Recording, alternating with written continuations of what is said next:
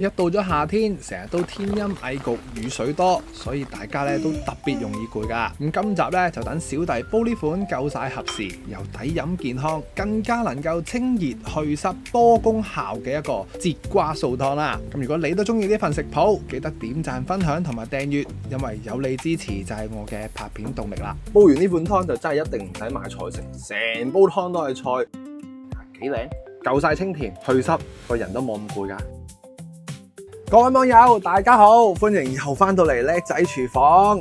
嗱，今集又係時候煲湯啦。相信大家咧呢一個禮拜咧都感受到成日都落雨啊，濕濕立立啊，個人有啲攰啊咁樣噶啦。咁我哋今集咧就煲一個節瓜嘅清熱去濕健脾胃嘅一個夏天湯水啦。咁我哋首先去買齊材料先。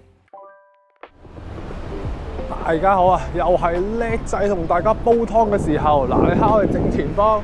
其實呢個禮拜啊，成日都天陰陰又落雨打風，乜都齊。咁我哋人少少，可能煲一人份量、二人份量咧，煲翻個湯啊。睇下我哋今日個街市有啲咩好嘢買啊。早知又最緊要材料簡單又平靚正咁樣去煲呢款湯咧，我都唔知有啲咩買噶，一齊去睇下啦。揾到啦！首先買翻條靚金筍，買條細又得，大嘅又得啦，買條泥嘅又甜啲。今次啲節瓜靚，買啲多毛嘅。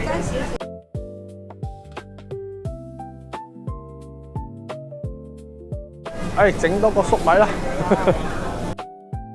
買多咗啦，你買一條粟米算啦。買多條啊？28。好，唔該。28蚊，我諗呢度都食到幾日喎。好啦，因為啲粟米真係好抵，12蚊3支，肥肥白白，仲有啲龍鬚嗰下正啊嘛。咁即係呢款湯個食材10零蚊，一半價錢都煲到啦，所以都好抵飲，家常靚湯。好啦，又翻嚟啦，咁相信大家都買到呢一堆材料啦，28蚊夠煲你2餐左右啦，一定有剩嘅。如果你係2個人嘅話，咁如果你3至4人嘅個份量就加多啲啦。嗱，我哋呢度有3支粟米，我哋1至2人咧，我覺得用1支至到2支都 OK 啊。咁呢2支點好咧？留翻下次先用咯，或者你朝頭早殺佢嚟食又好，乜都好啦。咁我哋用1支就算啦。咁我哋買粟米咧，最好就見到佢有啲龍鬚喺度嘅，因為咧呢啲鬚咧先至係利水利尿嘅效果。咁其實有啲網友咧留言俾我咧，佢話如果你洗得乾淨呢一個粟米皮呢一個衣咧，你照樣可以攞去浸水啊，即係攞去焗水飲啊，呢都 OK 嘅。不過我又嫌麻煩啊，可能有機會洗得佢唔乾淨啊，我就唔落埋落去咁咯。咁呢啲龍鬚咧都一定要去浸一浸佢嘅，因為始終咧呢啲粟米咧比較上係有機會多啲農藥㗎嚇。咁所以我哋浸佢一陣先去切佢。咁呢啲皮衣我哋梗係擺翻去綠在區回收咁啊最好啦。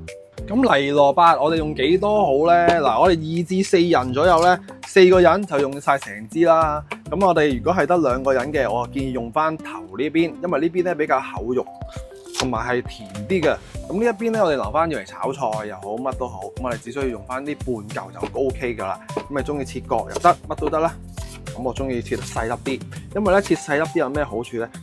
冇咁耐火啊啲金筍，咁你煲嘅時間咧就大大咁縮短，同埋金筍啊、蘿蔔呢啲咧就對隻眼咧係特別好啊，仲有啲胡蘿蔔素啊啲嘢，所以長者啊或者好似我哋呢啲中年嘅男士女士咧，都應該要食翻多啲蘿蔔、金筍就最好啦。同埋煲出嚟啖湯都會零舍甜㗎，因為呢一款係素湯，所以我哋個甜味咧都好緊要。切得細粒啲嘅話，出味到個甜度咧就會更加之高啦。之後就輪到處理節瓜啦。咁節瓜我哋用嘅時候咧，我哋只需要用把刀仔，用刀背咧咁輕輕刮佢就 OK 啦。咁佢啲皮咧就好容易咁去刮到出嚟，就唔會話你用個刨皮刨損耗得佢咁犀利嗰啲肉噶啦。咁同埋我哋喺夏天咧，最好就得閒食下啲節瓜啦。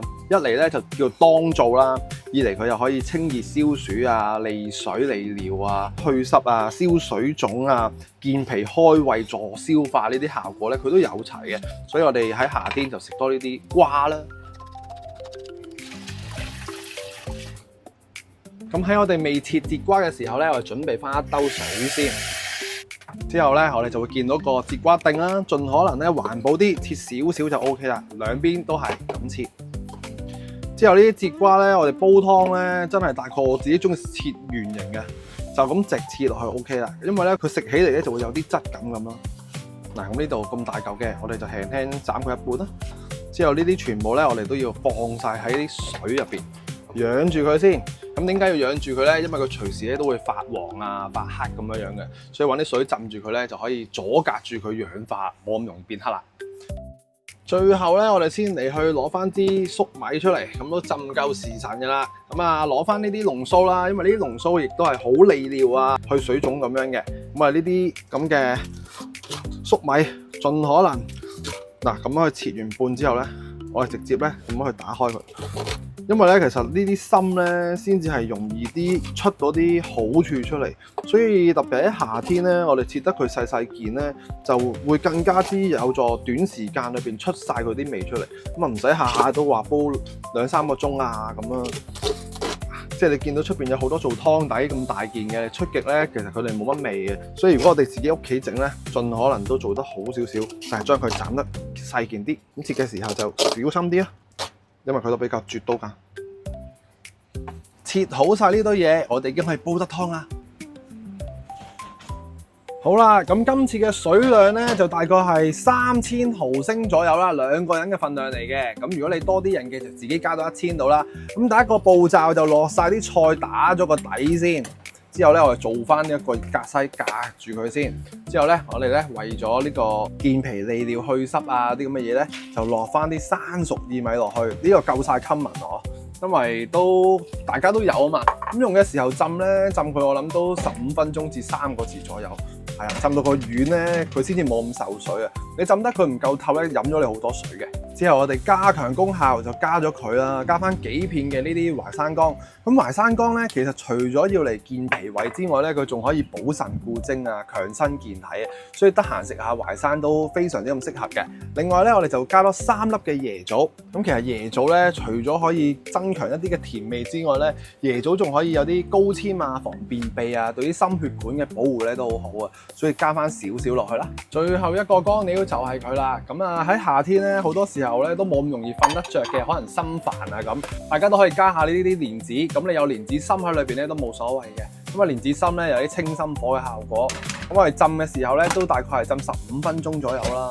咁就去到一個全透身嘅啦。咁蓮子個效果咧，一般就有呢個養心安神啦、改善睡眠啦、健脾止瀉、促進消化、益腎固精等等嘅效果，所以都好啱夏天食嘅。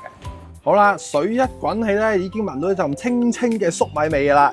即刻咧，我哋校翻個鐘，先煲佢1個鐘頭。咁啊，記住用翻個中火啦，千祈咧就唔好話太大火，又或者太過細火，滾唔起就出唔到味噶啦。好啦，1個鐘頭之後，而家啲蘿蔔味啊、粟米味都好香噶啦，因為我哋斬得細件咧，真係差好遠嘅。嗱，即刻咧落埋呢啲咁嘅節瓜落去啦。嗱，咁啲水咧就唔會話好多嘅。OK， 因為呢啲係2人份量左右嘅啫。咁我哋咧呢啲節瓜咧就唔需要煲咁耐嘅，一般20分鐘至30分鐘咧，佢就可以去到一個硬硬地到嘅水平噶啦。咁我哋咧設定翻佢30。咁就煲埋餘下嘅時間就 OK 啦。話咁快就90分鐘啦，咁我哋即刻咧睇一睇煲湯先，非常之咁清香清甜咁啊！咁啊，最後咧點樣咧？啲素湯咧真係冇乜味嘅，俾翻少少鹽落去啦。咁你想佢更加甜，就加多少少腰果啦。如果係想甜啲嘅話，我哋睇下個湯色啊，啱啱好3-4個人飲都隨時得㗎。係。有少少嘅紅，呢啲咧就係椰棗嗰個效果嚟嘅。你煲得夠火候咧，佢就會煲爛咗咁樣樣，睇下都好清好靚噶。